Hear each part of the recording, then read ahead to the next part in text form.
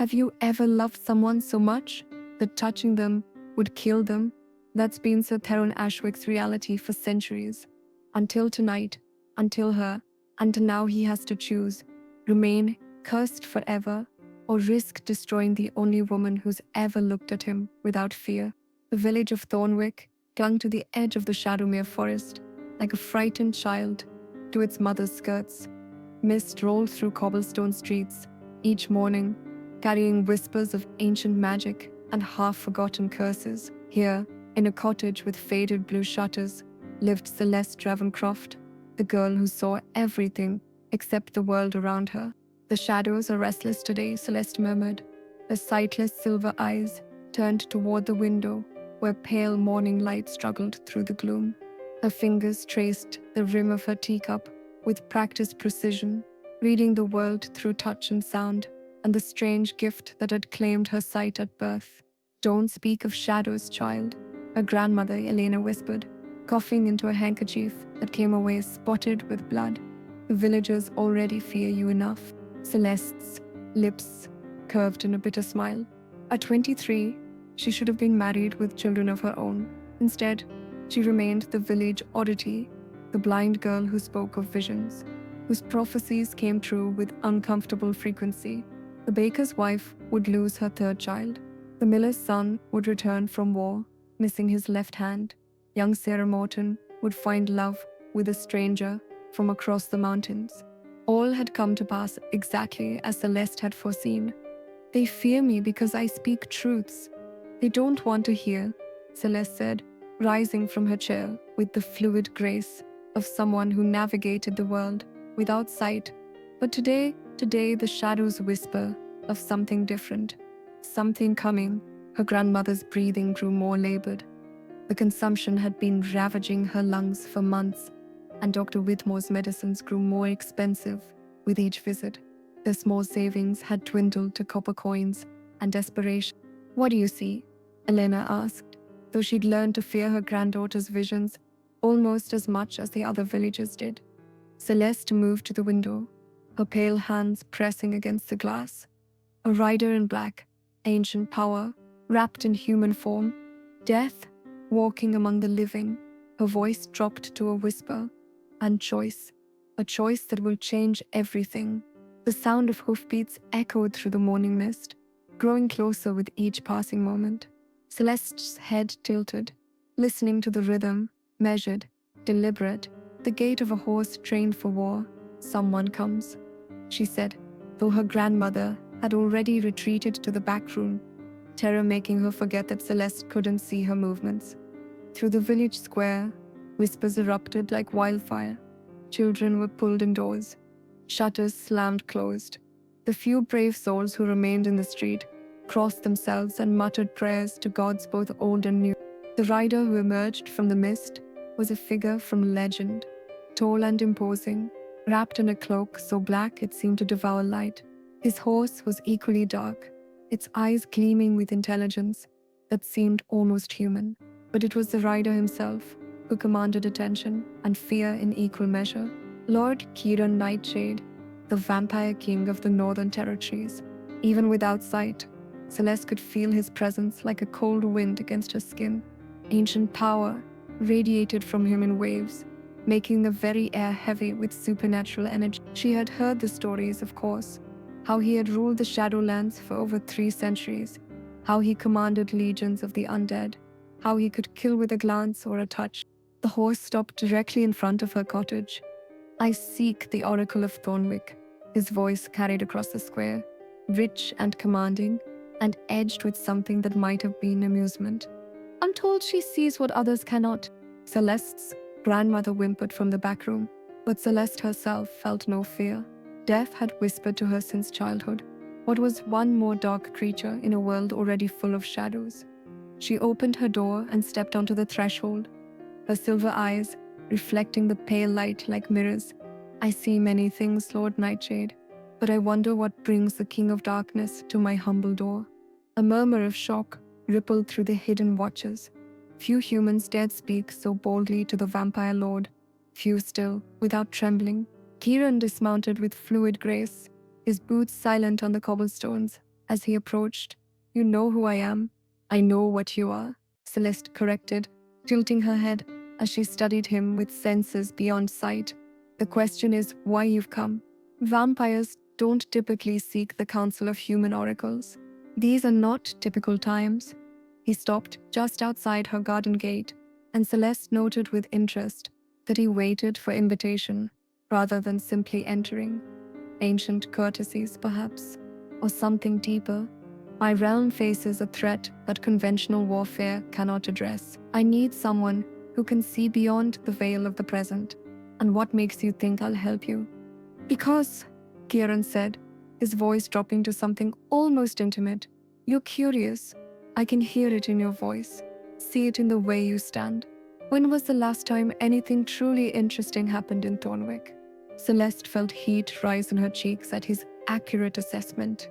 "Flattery, my lord. How unexpected." "Truth," he corrected. "I find it refreshing to meet someone who isn't cowering in terror." "Should I be cowering, I mean?" For the first time, she heard something that might have been surprise in his voice. "Most humans find my presence unsettling. I've been blind since birth, Lord Nightshade. I judge people by their words and actions, not their reputation."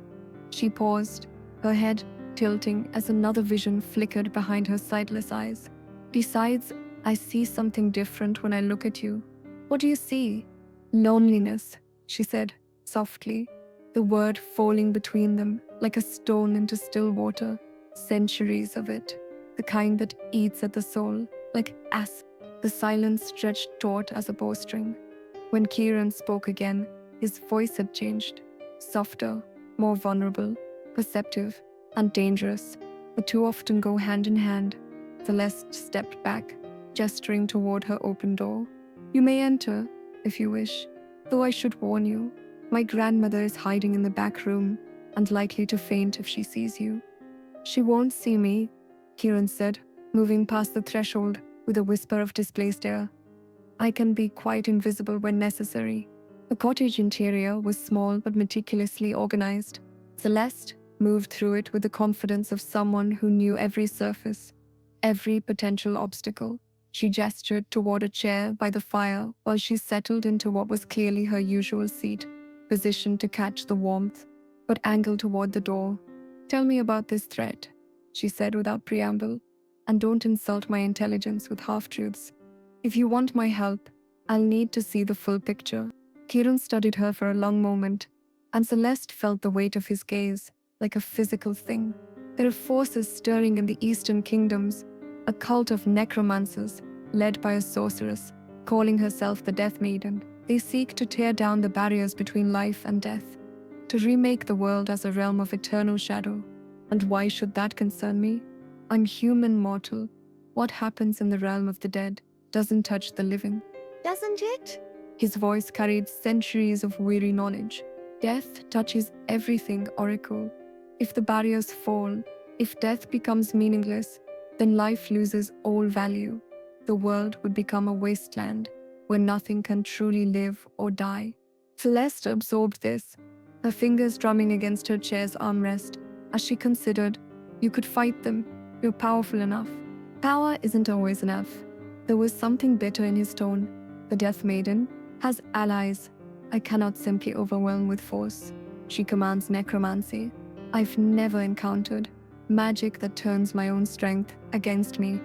So you need a seer." Understanding dawned in Celeste's expression. "Someone who can show you what you cannot see, guide you to weaknesses you cannot find." "Precisely. And in return, whatever you desire, gold, protection for your village, healing for your grandmother's illness." His voice grew quieter. "Or perhaps something else entirely." The offer hung between them, heavy with possibility. Celeste thought of her grandmother's labored breathing, of the village's barely concealed fear, of the endless days stretching ahead with nothing but familiar shadows and fading dreams. "There would be danger," she said finally. "Considerable danger," Kieran agreed. "The Death Maiden's followers don't distinguish between enemies and obstacles. They eliminate both with equal efficiency." "And I would live at your court? Among vampires who see humans as food?" You would be under my personal protection. No one would dare harm you. The certainty in his voice was absolute. Though I won't lie to you, there would be those who resent your presence, your influence. Celeste rose from her chair and moved to the window again, her fingers tracing patterns in the condensation on the glass. Behind her, she could hear her grandmother's wheezing breaths, could smell the sickness that no amount of medicine seemed to cure. I accept, she said quietly. Just like that, no negotiation, no demands for additional assurances. She turned back toward him, her silver eyes catching the firelight. I told you I see things others cannot. Lord Nightshade, I see that this threat is real, that conventional forces cannot stop it. I also see, she hesitated, then forged ahead. I see that you need me specifically, not just any oracle, but me. Why do you think that is? A small smile played at the corners of her mouth. Perhaps because I'm the only one foolish enough to say yes. Or perhaps because there's something about my particular gift that makes me suited to this task. Her expression grew serious. Or perhaps because fate has a sense of humor, and there's something poetic about a blind seer helping a creature of darkness find his way. Kieran laughed, a rich, genuine sound that seemed to surprise them both. When can you be ready? Give me an hour to pack my things and make arrangements for my grandmother. She paused. Dr. Whitmore will care for her if he's paid well enough, and I assume you meant what you said about gold. I did. Then we have an accord. As Celeste moved about the cottage, gathering her few possessions and preparing instructions for her grandmother's care, she felt something she hadn't experienced in years. Anticipation. For the first time in her life, she was stepping beyond the narrow confines of Thornwick, beyond the familiar shadows and whispered fears. She was stepping into legend. And somewhere in the darkness of her sightless world, she sensed that this choice would reshape not only her fate, but the fate of kingdoms. An hour later, as the black carriage pulled away from the only home she had ever known, Celeste Ravencroft began her journey into a world where the line between life and death grew thinner with each passing moment. And beside her, watching the play of emotions across her pale features, Kieran Nightshade found himself wondering if he had just made the wisest decision of his 3-century existence, or the most dangerous. The journey to Kieran's stronghold took them deep into the Shadowmere forest, where ancient trees twisted toward a sky perpetually veiled in mist. Celeste had expected the vampire's court to be a place of Gothic horror, all crumbling stone and creeping shadows. Instead, Raven's Hollow Keep surprised her. You built this, she said as their carriage wound up the mountain path. Even without sight, she could sense the structure's elegant lines, the way it seemed to grow from the mountain itself, rather than being imposed upon it. How can you tell? Kieran's voice held genuine curiosity. Everything else in this region feels old, weighed down by centuries of accumulated sorrow. This place feels purposeful, designed rather than simply endured. She tilted her head, listening to sounds beyond human hearing. And there's music here. Not the kind you hear with ears, but the kind that resonates in the bones. Architecture as symphony. You continue to surprise me, Oracle. Celeste, she corrected.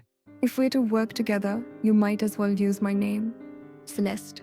The way he spoke, it made her name sound like something precious, something worth cherishing. Very well, but in return, my court will call you Lady Ravencroft. You'll need the protection that title provides. The carriage halted, and Celeste heard the whisper of castle gates opening, the measured tread of guards assuming formal positions. When Kieran helped her down, his hand was surprisingly warm for a creature supposedly dead. My lord, a cultured voice approached him. The court awaits your return. Marcus, Kieran acknowledged. This is Lady Celeste Ravencroft, our new oracle. See that chambers are prepared in the North Tower, somewhere, with good acoustics and minimal foot traffic. Of course, my lord. Though perhaps, Marcus hesitated. Perhaps Lady Ravencroft should be informed about certain courtly protocols before meeting the others. Celeste sensed undercurrents in the exchange, political nuances that spoke of a complex social hierarchy. What protocols? She asked directly. Another pause. The vampire court operates under rules that may seem foreign to human sensibilities. Marcus explained, diplomatically, matters of precedence, of showing proper respect to those of ancient bloodlines, meaning they expect me to grovel, Celeste translated flatly, meaning Kieran's voice carried a warning that made the air itself grow colder. They will show you the respect due to someone under my personal protection, or they will discover what happens to those who displease me. My lord, Marcus said hastily, I meant no offense. I simply thought, you thought to manage me. Kieran's tone could have frozen hellfire. I suggest you remember who rules here, Marcus, and who decides what courtesy is due to my guests. As they moved through the castle corridors, Celeste found herself cataloguing details through sound and scent and the subtle movements of air.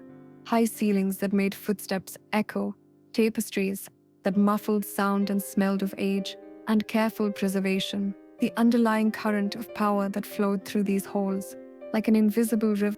How many? She asked quietly. How many what? Vampires. In your court. 43 at last count, though the number fluctuates as allegiances shift and territories change hands. He paused at what she sensed was a large doorway. Were you concerned? Curious. 43 immortal beings, each with their own agenda, their own history, their own grievances. It must be like conducting an orchestra where every musician believes they should be the soloist. Kieran's laugh held genuine appreciation, an apt metaphor.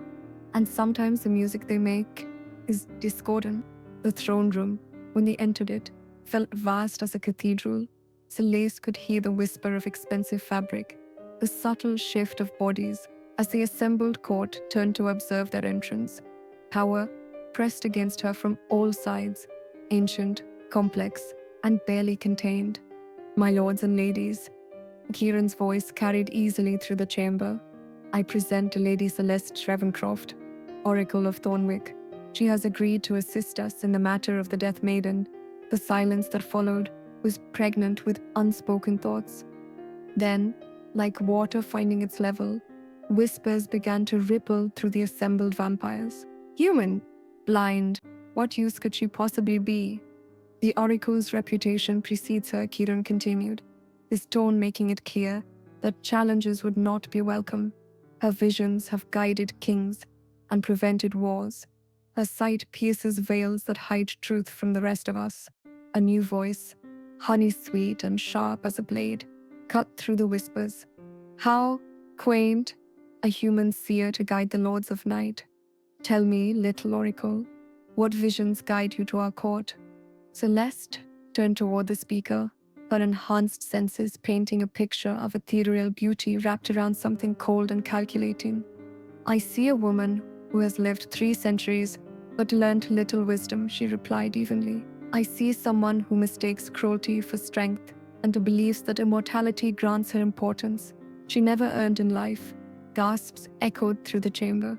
The vampire who had spoken, Lady Seraphina, if Celeste judged the court dynamics correctly, hissed like an angry cat. You dare? Lady Seraphina. Kieran's voice cracked like a whip. The oracle speaks only truth. If you find her words uncomfortable, perhaps you should examine why that is. The confrontation hung in the air like the scent of ozone before a lightning strike. Finally, Seraphina's heels clicked against marble as she moved away, but Celeste could feel hatred radiating from her like heat from a forge. Well, Kieran murmured, his voice pitched for her ears alone. You've certainly made an impression. Good or bad? Both? Which, in my experience, means you'll fit in perfectly. The formal introduction continued with a parade of names and titles that Celeste filed away for future reference. Lord Alexander, whose voice carried the weight of military command. Lady Morgana, whose very presence seemed to whisper of secret knowledge. Sir Damien, young by vampire standards, but old enough to remember when Rome fell. Each greeting was polite, formal, and completely lacking in warmth. Celeste was a curiosity to them, a temporary addition to their immortal games. Some few seemed genuinely intrigued by her presence, but most regarded her with the same interest they might show a particularly unusual piece of furniture. The oracle will require access to the library, Kieran announced as the formal presentations concluded. She is to be given whatever resources she requests in pursuit of her research. Anyone who impedes her work answers to me personally. More whispers, but these held notes of understanding. Whatever Kieran's personal feelings about his new oracle might be, he was clearly taking the threat seriously enough to grant her significant authority. Now, he continued, I believe Lady Ravencroft would benefit from an opportunity to rest and refresh herself after her journey. Marcus, please escort her to her chambers. As the court dispersed, Celeste found herself guided through corridors that grew progressively quieter and more isolated. The North Tower, when they reached it, proved to be a sanctuary of sorts, high windows that let in natural light, acoustics that carried even whispered sounds with perfect clarity, and an overall sense of peace that she hadn't expected in a vampire's stronghold. The chambers have been prepared according to Lord Kieran's specifications, Marcus explained as he opened doors to reveal what felt like a complete suite of rooms. The bedroom connects to a study with direct access to the library. There's a bathing chamber with heated water, and meals will be brought at whatever times you prefer. Celeste explored the space with growing amazement. Everything had been arranged for someone who navigated by touch and sound. Furniture positioned logically, surfaces clear of obstacles, even a writing desk with raised edges to prevent papers from scattering. When did he arrange all this? She asked. My lord is efficient in his planning, Marcus replied diplomatically. Is there anything else you require? Information. Celeste settled into a chair that had clearly been chosen for both comfort and acoustic properties. Tell me about the Death Maiden. What do you know of her that your lord hasn't shared? Marcus hesitated. Perhaps such questions would be better addressed to Lord Kieran himself. Perhaps, but I'm asking you. She leaned forward slightly, her silver eyes reflecting the afternoon light. You've served him for how long? Decades? Centuries? You know his moods, his fears, his weaknesses. What is it about this enemy that has him concerned enough to seek human aid? Another long pause. Then, quietly, she knows him. Personally, they have history. What kind of history? The kind that leaves scars even immortals cannot heal. Marcus moved toward the door. I've said too much already. If you wish to know more, you must ask Lord Kieran himself. Alone at last, Celeste allowed herself to absorb the full weight of her situation. She was a human in a court of vampires, a mortal surrounded by immortals who viewed her as little more than an interesting pet. The enemy they faced was apparently someone from Kieran's past, someone with the power to threaten a being who had ruled for 3 centuries. And yet, she smiled, settling deeper into her chair as afternoon sunlight warmed her face. For the first time in her life, she was exactly where she was meant to be. The visions that had plagued her since childhood suddenly felt less like a curse and more like preparation. Every prophecy, every glimpse beyond the veil had been leading to this moment. Now, all she had to do was survive long enough to see it through. That evening, Celeste was summoned to Kieran's private study, a room that felt more like a scholar's retreat than a vampire lord's lair. But first, she had her own investigation to conduct. Martha, she called to the human servant who had been assigned to her care. I need to understand the dynamics of this court better. Tell me about the faction. Martha, a middle-aged woman who had served Ravenshollow for 15 years, settled into the chair across from Celeste with the easy familiarity of someone accustomed to unusual requests. There are 3 main groups, my lady, Martha began, her voice low and careful. Lord Kieran's inner circle, those who've served him since the early days. They're loyal, but set in their ways. Then there are the newer additions, vampires who've joined the court in the last century or so. They're ambitious, always looking for ways to advance their position. And the third group, the old nobility, vampires who were lords and ladies before they were turned, who remember what it was like to rule in the mortal world. They tolerate Lord Kieran's rule, but believe they should have more say in court matters. Martha paused. Lady Seraphina leads that faction. What does she want, really? Power, Of course, but more than that, she wants validation. She was a duchess in life, married to a duke who turned her to save her from a wasting disease. When he was destroyed by vampire hunters, 50 years later, she came here seeking protection, but protection isn't the same as respect. And she's never forgiven Lord Kieran for treating her as a refugee rather than an equal. Celeste absorbed this information, filing it away for future use. And what do the human servants think of all this? Martha's laugh held little humor. We keep our heads down and do our work. Vampire politics can be deadly for mortals who get too involved. Though, she hesitated. Though what? Since you've arrived, there's been talk, hope, maybe. The idea that someone like us, someone human, could have real influence here. It's dangerous thinking, but it's hard to stop once it starts. Before Celeste could respond, a knock at her door announced the arrival of her escort to Kieran's study.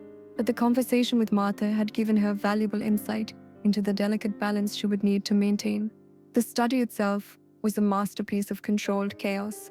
Books lined every wall, their leather bindings releasing the comforting scent of knowledge preserved across centuries. Maps covered one entire wall, showing territories and trade routes that spanned the known world. A fire crackled in the hearth, casting dancing shadows that Celeste experienced as shifting warmths against her skin. You've been investigating, Kieran observed. As she settled into the chair he indicated. I can smell the curiosity on you. I needed to understand what I'm walking into. Your court is more complex than you initially led me to believe. Most things are. He moved to pour wine from a crystal decanter, the liquid making soft splashing sounds as it filled two goblets. What did you learn? That I'm not just your oracle. I'm a symbol. To the humans, I represent the possibility of advancement beyond servitude. To some of your vampires, I represent dangerous change. To others, I'm simply an amusing novelty. She accepted the goblet he offered, noting that the wine was human safe, despite being served in a vampire's private chambers. And to you, the question hung in the air between them, heavy with implications neither was quite ready to address. To me, Kieran said finally, settling into the chair across from hers, you're an unknown quantity. Powerful, certainly. Intelligent, obviously. But I don't yet know what you want from all this. I want to survive. I want my grandmother to live comfortably. I want to understand why fate brought me here. She sipped the wine, a vintage that must have cost more than her family had ever owned. And I want to help you stop this death maiden before she destroys everything you've built, even if helping me puts you in mortal danger. Especially then, I've spent my entire life being protected, sheltered, kept safe behind walls and windows. For once, I want to do something that matters. Kieran studied her for a long moment, his ancient eyes reflecting the firelight. You may regret that sentiment before this is over, perhaps, but I'll regret cowardice. Something shifted in his expression. Respect, perhaps, or the beginning of something deeper. Very well, but if we're to work together, you need to understand exactly what we're facing. He rose from his chair and moved to stand beside the fire, his profile sharp against the dancing flames. The woman calling herself the Death Maiden wasn't always a necromancer. Once, she was the most gifted healer I had ever encountered. Martha mentioned healers earlier. She said vampires sometimes turn humans to save them from illness. Sometimes, though the cure is often worse than the disease. His voice carried centuries of regret. Larameali was different. She didn't need to be turned to fight death. She had power over it from birth. I thought that made her stronger. I was wrong. The memories Kieran shared through blood that night were more intense than anything Celeste had experienced in her years of prophetic visions, where her oracle sight showed her possible futures. Vampire memories carried the full weight of lived experience. Every emotion, every sensation, every moment of joy and terror and regret preserved in crystalline clarity. She saw Lirale as she had been golden-haired and green-eyed, with hands that glowed with healing light. A woman who could call souls back from the very threshold of death, who had saved hundreds of lives through sheer force of compassion and will. She felt Kieran's wonder at meeting someone whose power rivaled his own, someone who fought against death with the same intensity he had once fought for his mortal kingdom. She experienced his growing love for a woman who saw beauty where others saw only endings. But she also felt the slow corruption that had taken root in Lidrale's heart. Each time she pulled someone back from death, she retained a piece of that realm's shadow. Each soul she saved cost her a fragment of her own humanity. The power that had once been her gift became her curse, drawing her inevitably toward the very force she fought against. I can hear them, Lethianalai had confessed. One night, her voice hollow with exhaustion. The dead, they whisper to me constantly now, telling me secrets about the living. They say death isn't an ending. It's a transformation, a step into something greater. Don't listen to them, Kieran had pleaded, though he could see the shadows already gathering in her eyes. Whatever they're promising you, it's not worth the cost, isn't it? I could end suffering forever, Kieran. No more disease, no more aging, no more fear of the grave. Everyone could be like us, eternal, powerful, free from the limitations of mortal flesh.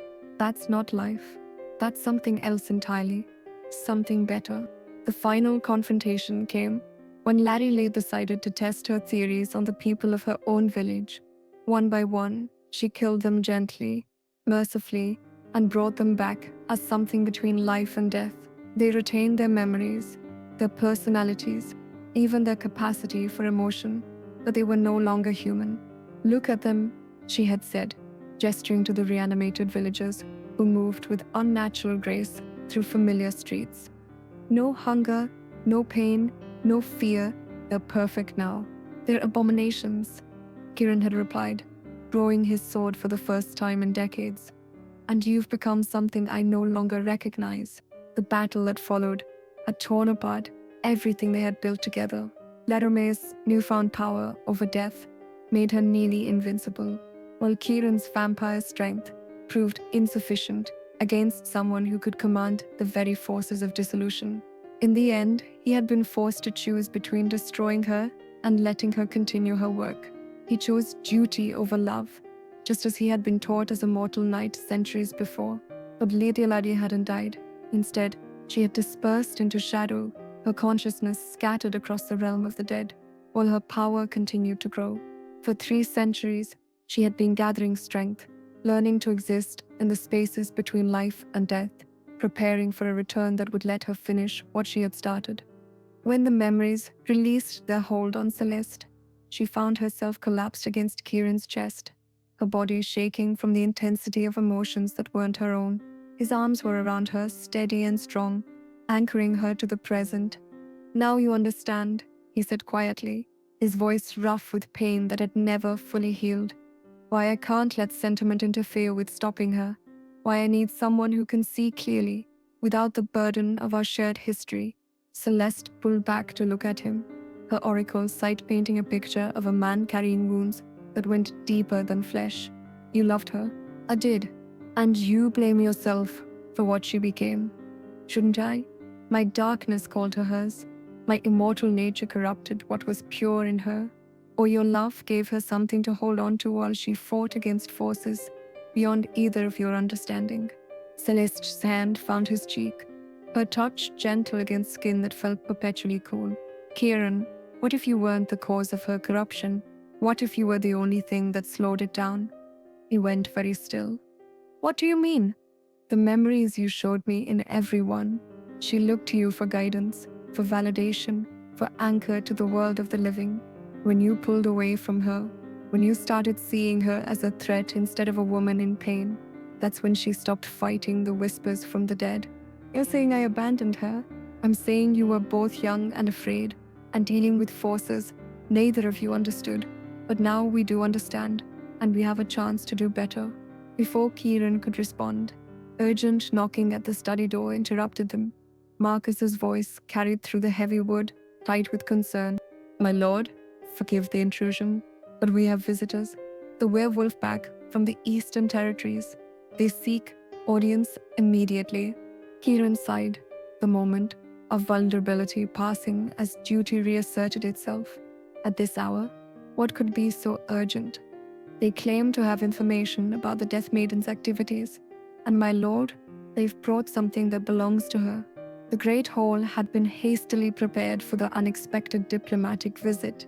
Torches blazed in sconces along the walls, casting dancing shadows that seemed to wreathe with life of their own. At the center of the space, a pack of werewolves waited in their human forms, though the barely contained violence in their posture spoke to the beasts that lay just beneath their skin. Their leader was a woman of perhaps 40 years, tall and lean with silver-streaked brown hair and eyes the color of winter storms. She wore practical traveling clothes, marked with the symbols of her pack, and around her neck hung a necklace of carved bone that spoke to her position as Alpha. "Lord Kieran," she said, offering a respectful nod rather than the deep bow most visitors employed. "I am Vera Moonright, Alpha of the Eastern Pack. I apologize for the late hour, but the matter could not wait for morning." "Alpha Moonright." Kieran's voice carried diplomatic neutrality, though Celeste could sense the tension underlying his polite words. Relations between vampires and werewolves had been civil, but distant, for decades. "What brings you to my territory with such urgency?" "Death brings me here. Death, and the promise of worse to come." Vero's gaze swept the assembled court before settling on Celeste. "And you must be the oracle we've heard whispers about, the one who sees beyond the veil." "I am." Celeste moved her chair forward slightly, noting the way the werewolf's postures shifted to track her movement. Predator instincts, she realized, automatically cataloging potential threats. "What have you seen that concerns you?" Instead of answering directly, Vero gestured to one of her pack members, a young man who stepped forward carrying a cloth-wrapped bundle. He unwrapped it carefully, revealing an object that made several of the vampires present hiss in recognition. It was a crown of sorts, wrought from what appeared to be bone and tarnished silver, its surface inscribed with symbols that hurt to look at directly. Even from across the room, Celeste could feel malevolent energy radiating from the artifact, like heat from a forge. "Where did you find this?" Kieran's voice was carefully controlled, but Celeste could hear the underlying alarm. "In the ruins of Golden Haven, 3 days' travel to the east," Vera replied grimly. "The entire village was changed, not dead, but not alive either. They moved like puppets, spoke in voices that came from somewhere else, and at the center of it all, this thing was planted in the village square, like some kind of dark beacon." "Golden Haven had 300 residents," Marcus said, his face pale with implications. "If they've all been converted, then Laramie has an army," Kieran finished. "And she's moving faster than we anticipated." Celeste wheeled her chair closer to the artifact, her enhanced senses painting a picture of wrongness that made her skin crawl. "This isn't just a focus for necromantic magic, it's an anchor point, isn't it? A way for her to extend her influence across distance." "Very good, Oracle." Vera's respect was evident in her voice. "We think there are others.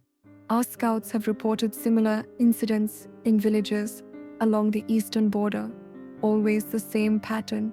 Everyone converted, one of these things left behind, as a marker." "How many?" Kieran asked. 7 confirmed, possibly more." Vera's expression was grim. "At this rate, she'll have the entire Eastern Territory under her control within a month. And then she'll turn west," Celeste said quietly, understanding the implications. "Toward us, which is why we've come." Vera turned to address Kieran directly. "Our packs have ancient grievances with the vampire courts, but we have no desire to see the world remade in the Death Maiden's image. We propose an alliance." A murmur ran through the assembled vampires, some shocked, others intrigued. Alliances between vampires and werewolves were rare, born of necessity rather than trust. "What terms do you propose?" Kieran asked, his tone carefully neutral. "Guidance. The Death Maiden's magic creates spaces where normal senses fail, where reality itself becomes unreliable. We need someone who can see through illusion, who can find truth in the midst of deception." Celeste considered this, her oracle sight flickering with visions of possible futures. "I'll need guarantees," protection for the human populations in the territories, equal treatment for non-vampire members of the Alliance, and assurance that any victories won't simply replace one form of tyranny with another. Vera's eyebrows rose. You bargain for those who cannot bargain for themselves. Someone has agreed. The werewolf alpha's response was immediate and firm. The Eastern Pacts have no desire to rule over humans any more than we wish to be ruled by them. Coexistence serves everyone's interests better than domination. Then, we have an alliance, Kieran said, though Celeste could hear reservations in his voice. Lord Marcus will work out the details with your war chiefs. But first, I need to understand what we're truly facing. He gestured toward the bone crown. This artifact, it's not just anchoring her magic, it's communicating with her, isn't it? Feeding her information about everything that happens near it. Our shamans believe so. Yes. Vera's expression grew troubled, which means she knows we've taken it. She knows we hear. As if summoned by her words, the temperature in the great hall began to drop. Frost formed on the windows despite the roaring fire, and the very air seemed to thicken with malevolent presence. He was cut off as the bone crown began to glow with sickly green light. The symbols carved into its surface writhed like living things, and from somewhere that wasn't quite sound came a voice that made everyone present want to flee. "Hello, my darling Kieran." Leroy's voice echoed from everywhere and nowhere, carrying harmonics of the grave, still playing protector to the lesser races. "I see. How predictable." Leroy. Kieran's hand moved to his sword, though Celeste doubted physical weapons would be of much use against whatever manifestation this was. "Show yourself." "Oh, but I am showing myself. Can't you see me in the faces of all those I've saved? In the perfect peace I've given to the suffering masses?" The voice grew stronger, more present. "And you, little oracle? Yes, I can see you too, hiding behind your blindness, as if that makes you invisible. Did Kieran tell you about me? About what we once shared?" Celeste felt cold fingers of power, probing at her mind, seeking weakness, looking for ways to twist her thoughts. She reinforced her mental defenses, drawing on techniques her grandmother had taught her for warding off unwanted visions. "He told me you were once a healer," she replied steadily. "Someone who cared more about saving lives than about the cost to yourself." "How touching. And what else did he tell you? That you're in pain, that you've been alone in the realm of the dead for 3 centuries, listening to whispers that promise power, but deliver only emptiness." The green glow from the crown flickered, and for a moment the malevolent presence seemed to waver. "You know nothing about my pain. I know what it's like to be different, to be feared for abilities we never chose. I know what it's like to watch the world through barriers that others don't even see." Celeste moved her chair closer to the artifact, ignoring Kieran's warning gesture. "And I know what it's like to believe that isolation is strength, that pushing others away protects them from the darkness in yourself." Pretty words, but words won't save you when my armies march west. Maybe not, but understanding might save you. The silence that followed was so complete that Celeste could hear her own heartbeat echoing in the vast hall. Then, without warning, the green light flared and died, the bone crown crumbling to dust as whatever force had animated it withdrew. "What did you do?" Vera asked, her voice tight with amazement. "I reminded her who she used to be," Celeste replied softly, "and perhaps planted a seed of doubt about who she's become." But even as she spoke, visions flickered behind her sightless eyes. Images of armies marching through shadow, of cities transformed overnight, of a final confrontation that would determine whether the world would belong to the living or to something else entirely. The war was coming, whether they were ready or not. All they could do now was prepare for it. The days following the werewolf alliance blurred together in a constant stream of preparation, negotiation, and increasingly urgent reports from the Eastern Territories. Celeste found herself at the center of it all, her oracle sight becoming the linchpin around which their entire strategy revolved. "The third vision confirms it," she announced to the assembled war council, her voice hoarse from hours of scrying. "Liadule, will move against the border fortress of Ironhold within 3 days. She needs its position to control the mountain passes. Around the great table, representatives of vampire, werewolf, and human settlements studied maps, marked with the positions of friend and foe. The alliance had grown beyond their initial expectations, as word spread of the Death Maiden's advance and the desperate need for unity against an existential threat. Ironhold has a garrison of 200, reported Captain Hayes, the human military commander who had arrived that morning from the Southern Territories. Good soldiers, but they've never faced anything like this. They won't have to face it alone, Vera Moonlight assured him. My pack can reach the fortress in 2 days if we push hard. Combined with Lord Kieran's advance guard, it won't be enough. Celeste interrupted, her voice heavy with certainty. I've seen this battle play out 17 different ways, and in every scenario where we meet her forces directly, we lose. Lorelei's necromantic army doesn't tire, doesn't fear, doesn't retreat. They'll overwhelm any conventional defense. Then what do you suggest? Kieran asked, though Celeste could hear in his voice that he already suspected her answer. We let her take Ironhold. The reaction was immediate and predictable. Voices rose in protest from around the table, with Captain Hayes leading the objections. You're talking about abandoning 200 good soldiers. Understanding dawned in Kieran's eyes. You want to evacuate the fortress before she arrives. All the fortresses, all the villages, everything in her path.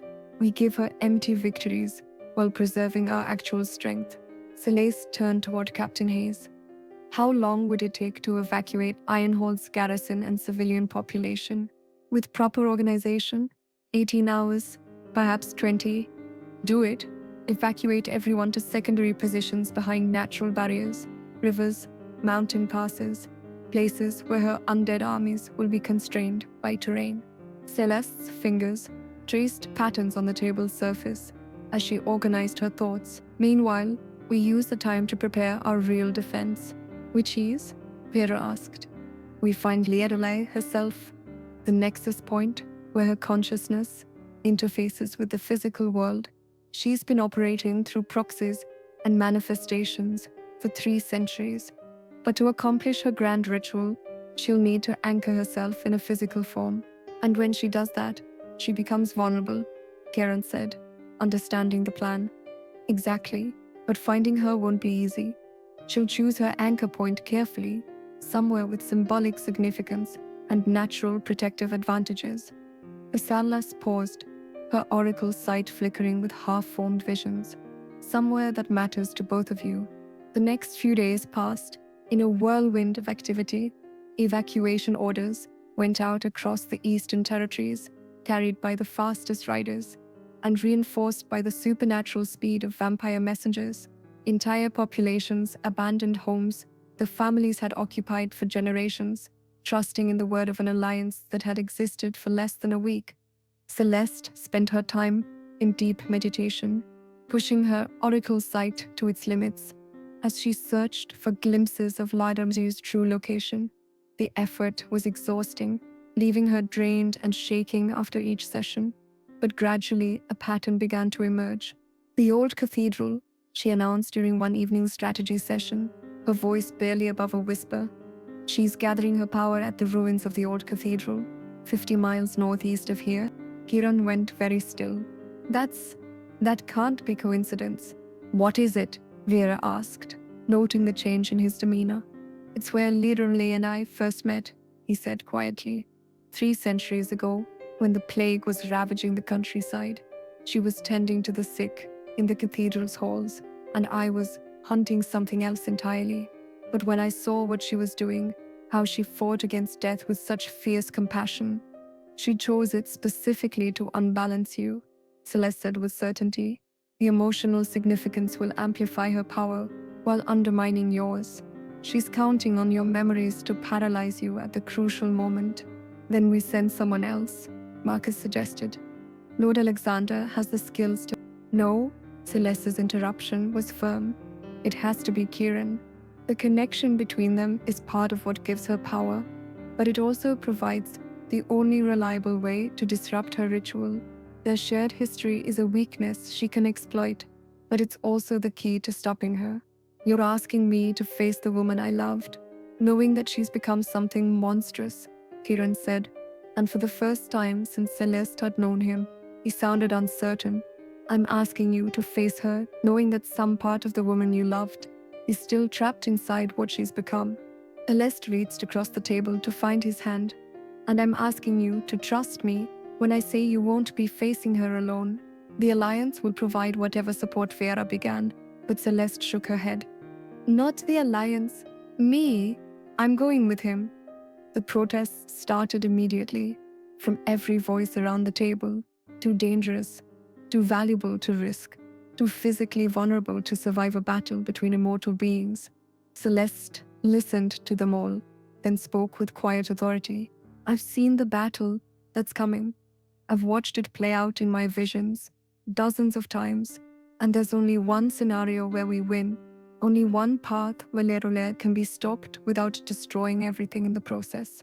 She met Kieran's eyes across the table, and that path requires both of us to face her together. The risks, Marcus started, are mine to take, Celeste finished. I accepted this position, knowing it would be dangerous. I won't back down now, just because the danger is greater than we anticipated. And if you're wrong, Captain Hayes asked bluntly, if your visions have missed something crucial, then we lose everything anyway, because without the Oracle's sight, even our best military strategies won't be enough to counter necromantic magic. Celeste's voice carried absolute conviction. This is the only way. The debate continued for another hour, but the outcome was never really in doubt. Too much depended on Celeste's visions for anyone to seriously consider leaving her behind, and her insistence that she needed to be present for the confrontation carried the weight of prophetic certainty. Finally, as the council dispersed to make their individual preparations, Kieran lingered behind. You don't have to do this, he said quietly. I know you feel obligated because of our agreement, but this isn't about obligation. Celeste turned her chair to face him fully. It's about understanding something that I think you've forgotten. Which is? You saved me, Kieran, not just from poverty or obscurity, but from a life of watching the world through windows, of never being allowed to matter. For the first time in my existence, I have the chance to make a difference, to use my gifts for something important. She reached for his hand, her fingers warm against his perpetually cool skin. Let me save you in return. Something shifted in his expression. Surprise, perhaps? Or the beginning of something deeper? I'm a vampire, Celeste. I've lived for centuries. I don't need... Everyone needs saving sometimes. She interrupted gently. Even immortal kings, especially immortal kings, who've spent 300 years blaming themselves for loving someone who couldn't be saved. For a long moment, they sat in silence, the weight of unspoken feelings hanging between them, like a bridge neither was quite ready to cross. When this is over, Kieran said finally, when Lerole is stopped and the world is safe again, what will you do? Celeste smiled, the expression lighting up her face in ways that made her look younger than her years. I suppose that depends on whether you still need an oracle at your court.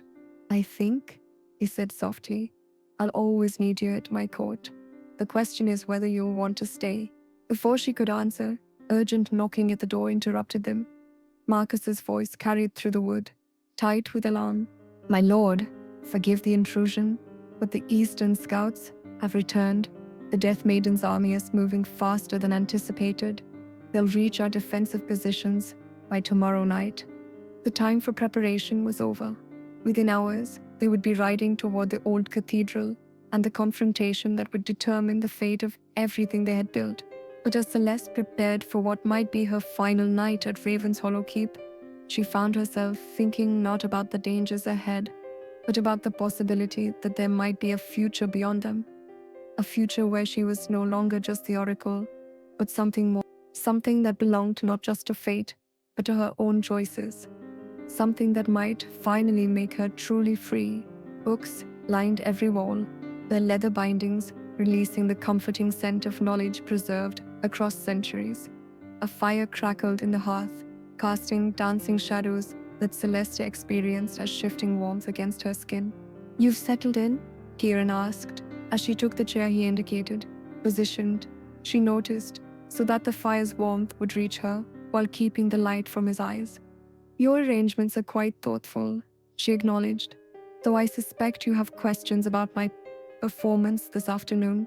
Lady Seraphina deserved what she received. Her manners have grown increasingly poor over the past century. He paused, and she heard the whisper of pages turning.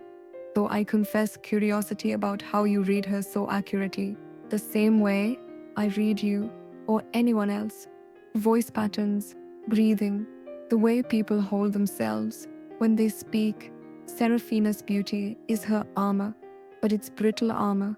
She's afraid of being seen as she truly is." And what am I afraid of? The question was asked so quietly, she almost missed it. When she turned toward him, her enhanced senses painted a picture of a man, not a monster, struggling with burdens he had carried far too long. "Being alone forever," she said simply. "Being forgotten, becoming the very monster the world believes you to be." Silence stretched between them, broken only by the fire's gentle crackling.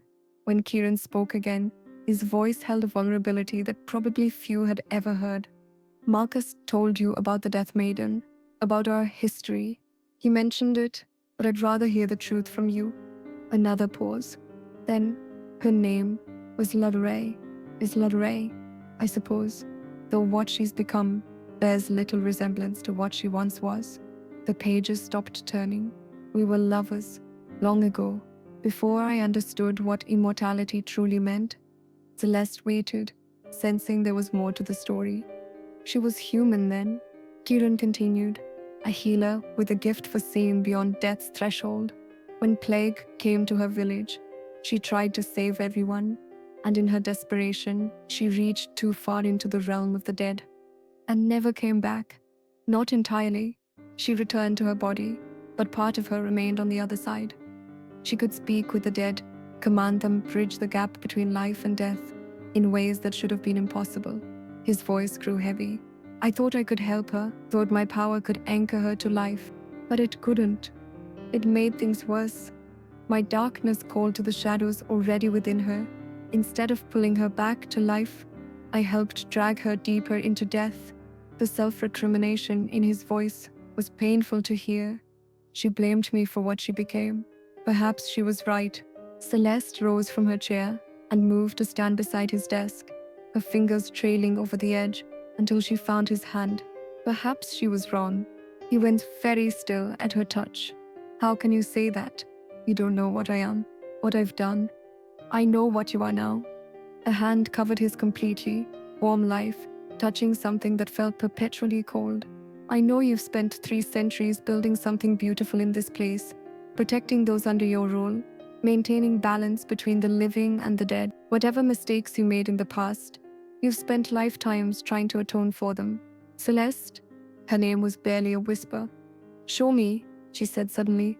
"Show me what happened between you and Lyole. I need to see it if I'm going to help you stop her." "You can't possibly want to experience." "I'm an oracle, Kieran. Experiencing visions of terrible things is part of what I do." She squeezed his hand, gently. "But more than that, I need to understand your connection to her. There's power in that history, power she's undoubtedly planning to use against you." For a long moment, he said nothing. Then, slowly, he turned his hand palm up beneath hers, their fingers interlacing. "Vampires can share memories through blood. If you're willing." "I'm willing. It will hurt. Vampire memories aren't meant for human minds.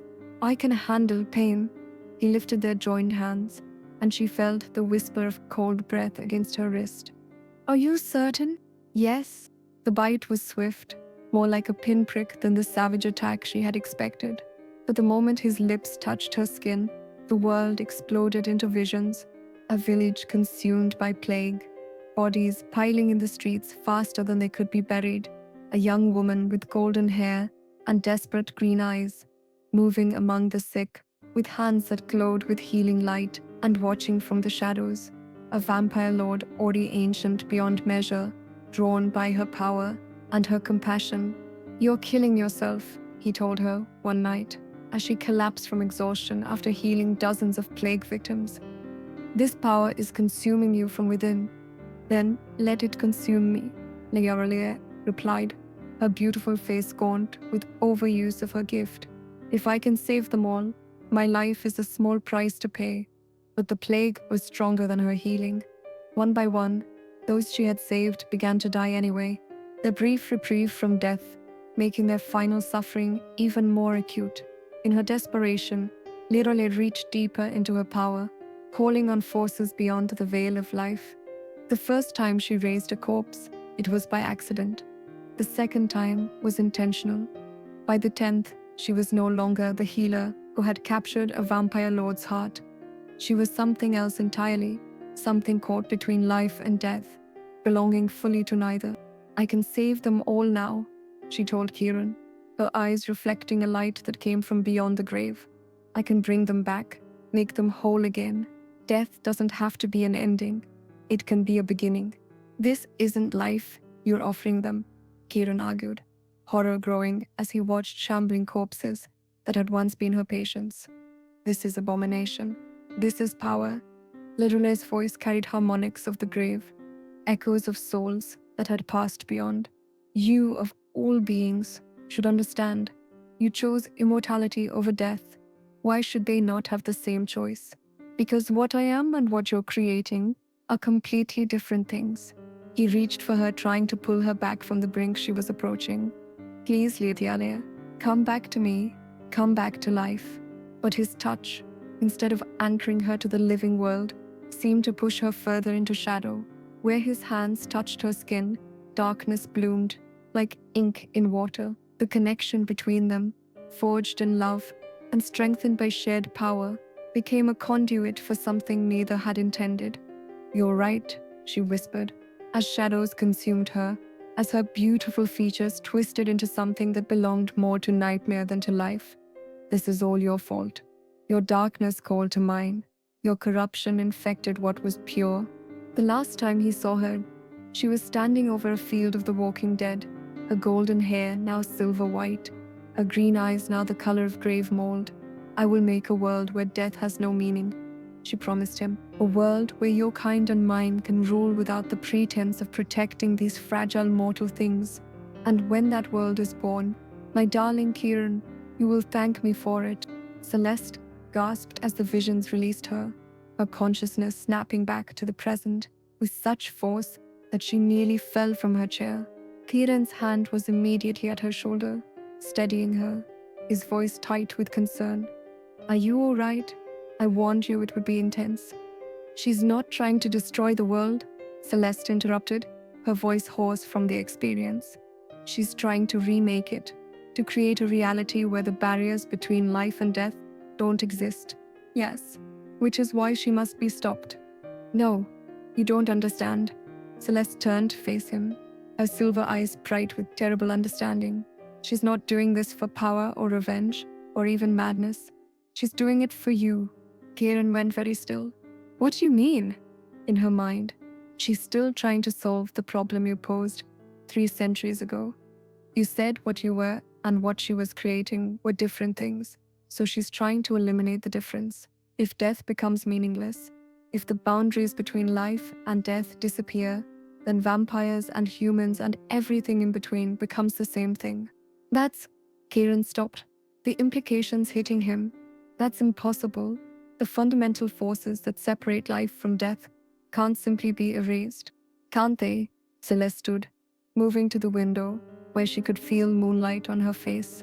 You exist in the space between those forces. Undead but not dead, immortal but not alive. If someone with enough power and knowledge tried to expand that space, to make it encompass everything, the world would become a realm of eternal shadow. Nothing truly alive, nothing truly dead. Everything caught in perpetual between states. Kieran's voice held growing horror. She could actually do it. Given enough power, enough time. How much time do we have? According to my sources, she's gathering her forces for a grand ritual. Something planned for the winter solstice, when the barriers between worlds are naturally at their thinnest. He paused. 6 weeks. 6 weeks to prevent the dissolution of reality itself. 6 weeks to stop a woman whose love had curdled into something that might destroy everything. Then we'd better get to work, Celeste said, turning back toward him with the determination written across her features. Because if Leadole succeeds, the world that emerges won't be one where love can exist, even the twisted love that drives her. And in the depths of her oracle's sight, Celeste saw flashes of what was to come. Battles fought in realms where physics held no meaning, allies found in impossible places, and a choice that would require her to risk everything she had come to value. But she also saw something else, something that gave her hope, the possibility that love, real love, not the possessive obsession that had consumed Leadole, might be the key to saving them all. She just had to survive long enough to discover how. 6 months later, the great hall of Raven's Hollow Keep had been transformed for the occasion. Banners bearing the united crests of vampire and human houses hung from the vaulted ceiling. Representatives from kingdoms both mortal and immortal filled the ancient space, their voices creating a symphony of languages and dialects that spoke to the new world being born. Celeste stood before the assembled crowd, no longer the village oddity, who had once hidden behind window panes and half-whispered prophecies. The woman who faced the gathered nobles wore robes of midnight blue embroidered with silver stars, her sightless eyes reflecting the light of 100 candles. Upon her brow rested a circlet of white gold, its centerpiece a crystal that seemed to hold captured moonlight. "Your Majesty," Lord Alexander intoned, his military bearing evident even in formal ceremony. "The representatives of the Northern Alliance await your pleasure." "Your Majesty," the title still felt strange, but Celeste wore it, as she had learned to wear so many other unexpected things, with grace born of necessity and strength drawn from purpose. The battle against Laramel had cost them dearly. 3 of Kieran's most trusted lords had fallen in the final confrontation, their immortal existence ended by necromantic magic that turned their own undead nature against them. Entire villages had been evacuated as the Death Maiden's influence spread like a plague across the Eastern Territories. But they had won. The key had come from an unexpected source, not ancient magic or overwhelming force, but understanding in the depths of the enemy's stronghold, as Laramele had prepared to tear apart the barriers between life and death. Celeste had done something no one expected. She had forgiven her. "You blame yourself for what you became," Celeste had said, standing in the swirling maelstrom of necromantic energy that surrounded the Death Maiden's ritual circle. "But you were trying to save lives. That impulse, that compassion, it's still there beneath all the darkness." "Pretty words from Kieran's new pet," Leadole had sneered, a voice carrying the harmonics of 1,000 graves. "Did he send you to appeal to my humanity? I abandoned that weakness centuries ago." "Did you? Then why does your magic only work on those who have died? Why not simply kill the living and be done with it?" Celeste had stepped closer, heedless of the power cracking around them. "Because some part of you still believes in healing. You're not trying to destroy life, you're trying to heal death itself." For a moment, just a moment, the terrible light in Larole's eyes had flickered. "It doesn't matter. The ritual is already begun. The barriers are falling. Then let me help you finish it properly." That had been the gamble, not to stop Larole's magic, but to guide it. Together, the Oracle and the Death Maiden had reshaped the ritual, turning it from a spell of dissolution into something else entirely, a great healing that mended the wounds Larole's centuries of necromancy had torn in the fabric between worlds. It had required sacrifice. Ladole herself had been consumed by the magic. Her long torment finally ended as she passed into whatever realm awaited souls like hers. But in her final moments, she had looked at Kieran with eyes that held the woman he had once loved. "Thank you," she had whispered as her form dissolved into light, "for showing me there was another way."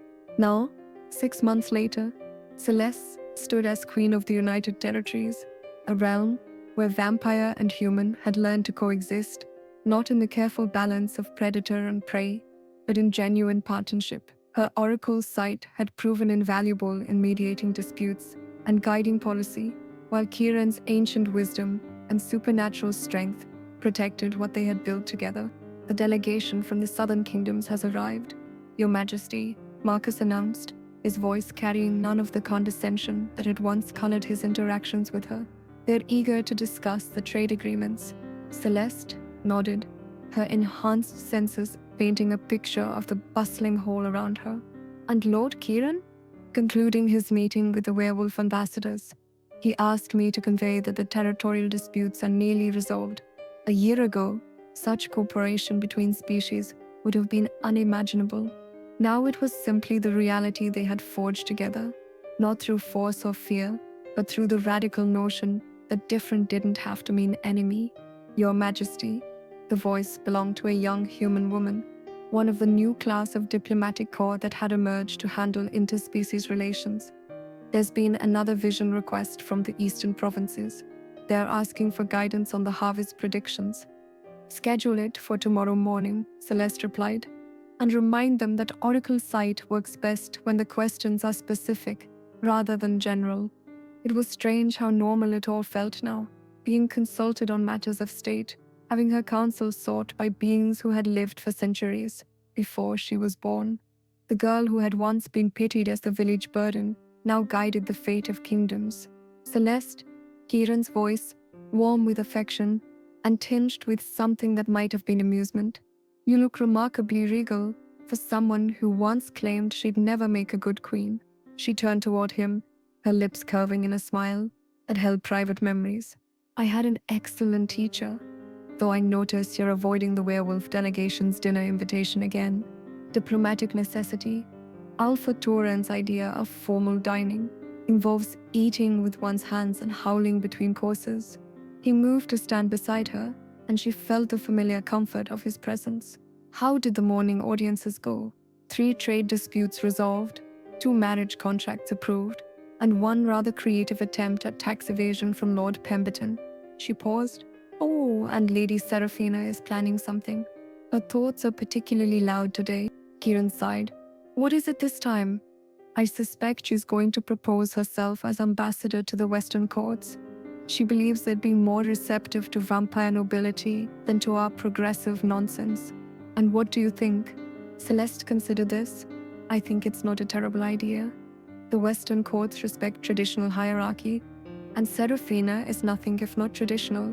Plus, it would get her out of our court for several months. Practical as always. Kieran's hand found hers, their fingers interlacing with practiced ease. Though I suspect you'll miss her attempts to undermine your authority, the way one misses a particularly persistent headache. Perhaps. Their conversation was interrupted by a commotion near the great doors. A messenger had arrived, travel-stained and clearly exhausted, bearing the colors of the border territories. Your Majesties, the messenger gasped, dropping to one knee before them. News from the Shadowlands. Ships have been sighted off the western coast. Vessels flying no flag, crewed by beings that match no known description. Celeste felt a familiar stirring behind her sightless eyes, the precursor to prophetic vision. How many ships? 17. At last count, Your Majesty. But that's not the strangest part. The messenger's voice dropped to a whisper. The water around them doesn't behave normally. It flows upward in places, forms patterns that hurt to look at directly. Magic, Kieran said grimly. Powerful magic of a type I don't recognize. The vision hit Celeste. Suddenly, fragmentary images flashing behind her eyes, like lightning, illuminating a storm-dark landscape. Ships that sailed through impossible waters, beings that existed in the spaces between dimensions. A new threat arising, just as they had learned to handle the old ones. But also, opportunity, alliance, a chance to expand their understanding of what was possible when different species worked together instead of against each other. Your Majesty, Marcus asked, noting her suddenly distant expression. Are you all right? I'm seeing, Celeste replied softly. And what I see is complicated. She turned to face the assembled court, her oracle sight painting pictures of the future in brilliant, terrifying detail. Send word to all our allies, human, vampire, werewolf, and fae. Tell them that visitors are coming from very far away and they're going to need our help. Visitors? Kieran asked. Not invaders? Refugees, Celeste corrected, certainty growing in her voice. The world is ending and they're looking for a new one. The question is whether we're wise enough to help them find it, or foolish enough to try to turn them away. As the court erupted in whispered conversations and urgent planning, Celeste felt the familiar weight of responsibility settling across her shoulders. 6 months ago, she had been a village oddity, with no prospects beyond watching life pass by from behind a window. Now she was a queen, an oracle, and the bridge between worlds that had never been meant to meet. It should have been overwhelming. Instead, it felt like coming home. Ready for another adventure? Kieran asked quietly, his voice pitched for her ears alone. Celeste smiled, her hand tightening around his, as visions of the future danced behind her closed eyes. Challenging, dangerous, but bright with possibility. Always, she replied. After all, what's the point of having sight that pierces the veil between worlds if you don't use it to build something better? And in the great hall of Raven's Hollow Keep, as representatives of a dozen species began planning for an uncertain future, the Oracle Queen and her vampire king stood together, no longer the lonely girl and the isolated lord they had once been, but partners in the grand work of reshaping the world. Whatever came next, they would face it as they had learned to face everything else, together. What did you think of Celeste and Kieran's love story? Drop your thoughts in the comments below. If you enjoyed this dark fantasy romance, hit that like button and subscribe for more epic love stories every week. Until next time, keep believing in love that conquers all.